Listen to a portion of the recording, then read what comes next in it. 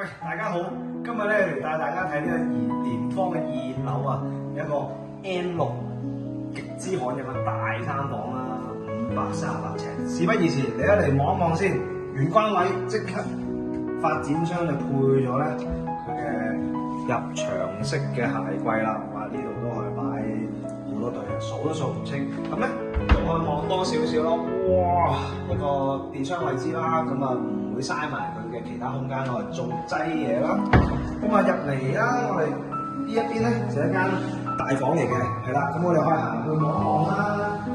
好，哇，都非常之四正正啦，4尺床一定冇問題。同埋大家留意下個樓底咧係非常之高嘅喎，即係高嘅型嚟。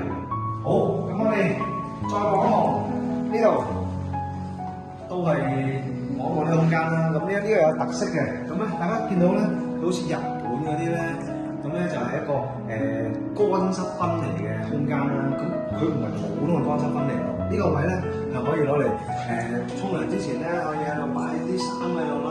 之後咧就嚟呢邊咧就做個沐浴啦，係啦，沖涼企缸。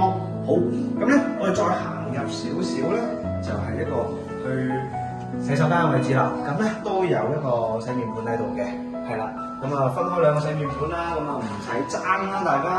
咁啊我哋望埋呢邊咧，就一個開放式嘅廚房啦。咁啊依家咧其實潮流咧都興開放式廚房噶啦。跟住咧就其實都過咗去啦個時代。咁啊開放式廚房咧應有盡有噶啦。咁啊兩邊嘅熱潮啦，咁啊抽油煙機啦呢度啦，都係啲名牌子同埋啲櫃啦，都係好多嘅儲物空間嘅。望到哇，真係多到咧係數都數唔得，同埋佢人一體式咁樣咧，你係好難睇得到㗎，係好靚嘅。同埋咧有個洗衣機喺度啦，咁啊用盡晒所有空間。咁呢邊咧大家估到㗎啦，咁咧就其實係個雪櫃嚟嘅。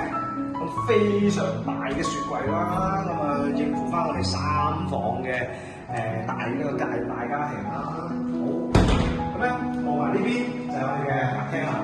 咁客廳咧就有一個好大嘅玻璃門啦，咁啊出去就係一個露台啦。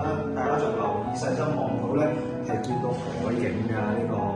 咁啊香港地有海咧，大家就知道係個價值不菲啦，係咪先？好，咁我哋咧再行入少少咧，我哋睇到呢一間房先。